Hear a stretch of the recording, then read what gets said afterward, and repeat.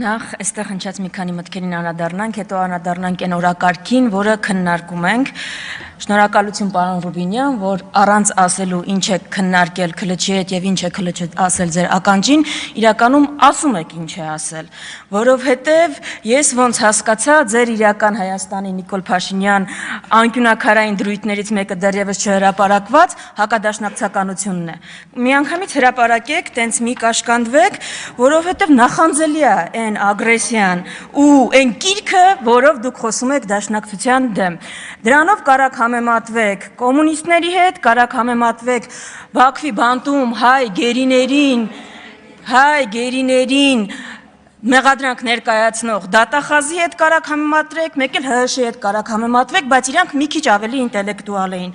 Տեղ մրցակցությունը շատ է ձեր, բայց ես խորհուրդ եմ տալիս, հատկապես Արտուր Հովհաննիսյանին շատ եմ խնդրում հնարավորինս հակադաշնակցական ելույթներ ունենա։ Ես դաշնակցության իմիջի բարձրացման, դաշնակցության շուրջ մոբիլիզացիայի ապահովման ավելի լավ տարբերակ չգիտեմ։ Ինձ գլխավոր բանակցողներն են Թուրքիայի ու Ադրբեջանի հետ ամեն բանակցություններից հետո գալիս հակադաշնակցական ելույթներ ունենում։ Դա ընդհանրապես խոսումը ավելի բարձր, քան ցանկացած խոսքերը։ Բայց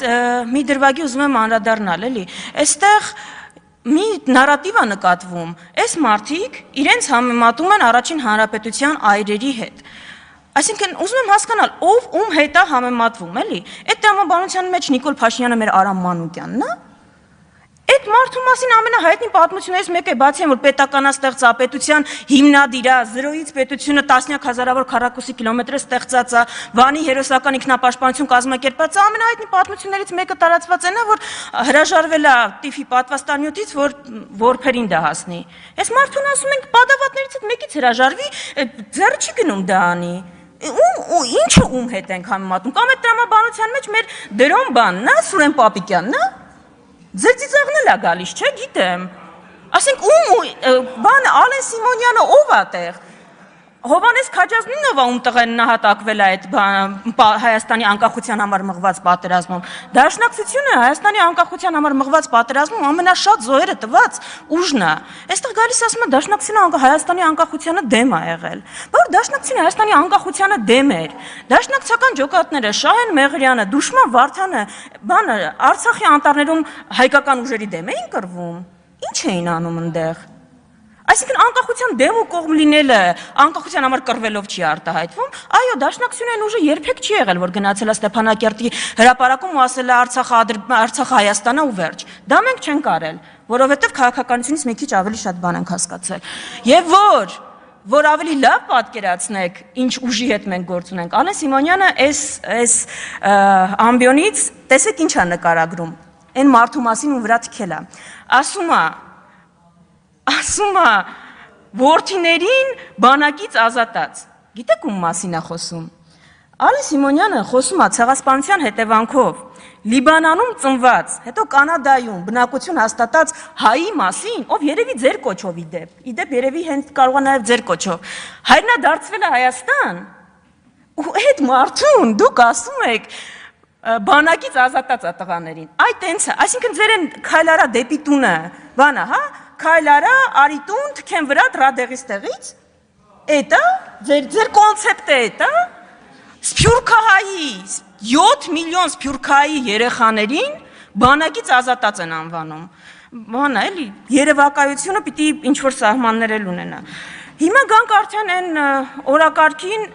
որի մասին, որը քննարկում ենք։ Նիկոլ Փաշինյանը այստեղից փորձում է համոզել մեզ, որ ժողովուրդ ջան, ձեզ սխալ է թվում,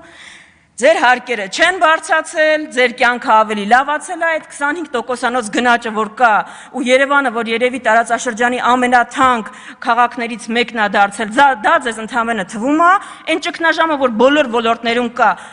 Հայաստանում, Երևանում 5 րոպե անձրև է գալիս, Երևան քաղաքում ճգնաժամ է, ձյուն որ գալիս է, կատաստրոֆա է լինում, բայց դա ձեզ ընդհանրապես թվում է, դա միրաժ է, դուք լսեք Նիկոլ Փաշինյանի թվերը եւ ներկայացրած արդյունքները, ըստ որի ձեր եկամուտները ավելացել են, ձեր թոշակը ավելացել է ու դուք հիմա ավելի բարեկեցիկ եք ապրում։ Այս հարցին իրանք Հայաստանի քաղաքացին ավելի բարեկեցիկ է ապրում, թե չէ, թող պատասխանի Հայաստանի այն քաղաքացին, որ 2018-ի համեմատությամբ ում համար հացը ավելացել է հացի գինը 35%-ով, 440 դրամից դառնալով 600 դրամ, ում համար համար մակարոնը աճելա գրեթե էլի նույնքան 490 դրամից դառնալով 740 դրամ։ Մթերքի գները տեսել եք դուք հիմա ընդհանրապես, մրգի գները տեսել եք, տրանսպորտը 50%-ով է թանկացել։ Ու թող ասի հիմա ինքը ավելի շատ բան է կարողանում առնել իր աշխատավարձով, թե 3 տարի առաջ էր օրինակ կարողանում ամենաշատ բանը առնել։ Այս իշխանությունը մեզ ասում է 2024-ը եղել է ամենախաղաղ տարին։ Եթե Սյունիքն էլ տակ, 2025-ը ընդհանրապես խաղաղ կլինի։ Այս կրակոցները մի քիչ ձեր վիճակագրությունը խառնում են։ Սյունիքը որ տակ, այդ կրակոցները կբան կանեն, ու ձեր վիճակագրությունը փայլուն ոչինչ չի խախտի։ Իսկ գիտեք 2024-ը ինչ թվական է եղել։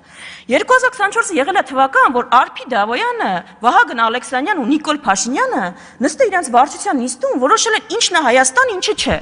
Ու որոշել են, որ օրինակ Տավուշի գյուղերը, տարածքները Տավուշից դա Հայաստան չի։ Եղբայր, ով է ասում Հայաստան չի։ Մեր վարչությունը։ Ես որոշել եմ Հայաստան չի։ Շուրմուխեն կեսն էլ Հայաստան չէր։ Ով է ասում, ես եմ որոշել։ Ոնց ես որոշել, ինչ կապ ունի, ժողովրդավար երկրում ենք։ Ու 2024-ը եղել է տարի, երբ որ դուք առանց այդ բանը երկու երկրների հանձնաժողովների համաձայնագրի ԱԺ-ում հաստատման միջև է տանելը Տավուշից մի ընդհատեք ընդհատողներին։ Ուրեմն լսեք ինձ պարոն Խաչատրյան, նախ սուս մնացեք, երկրորդը նախ լրեք,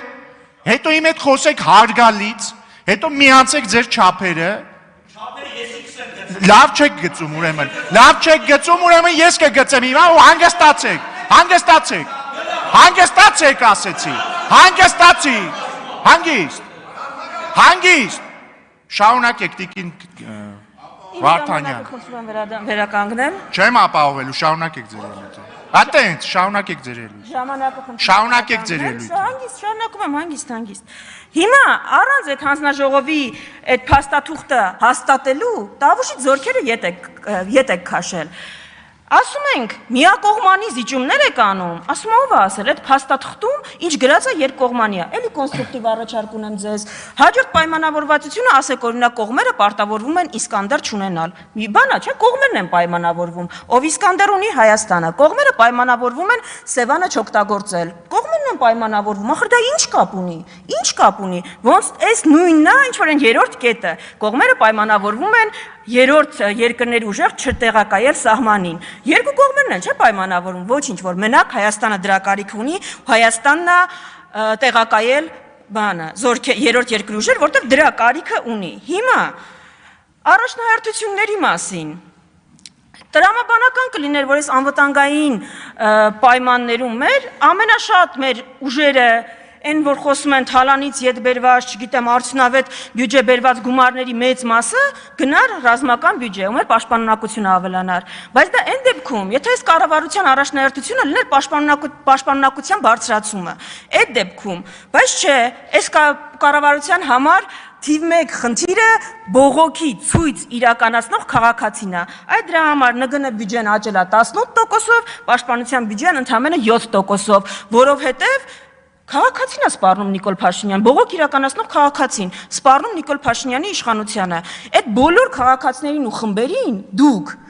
ով ձեր դեմ բողոք է արել, կապ չունի ինչ հարցով, տրանսպորտ, խաղողագործներ, գինեգործներ, դուք հռչակել եք ռուսի շպիոններ։ Ձեր համար Մարիա Կարապետյանը,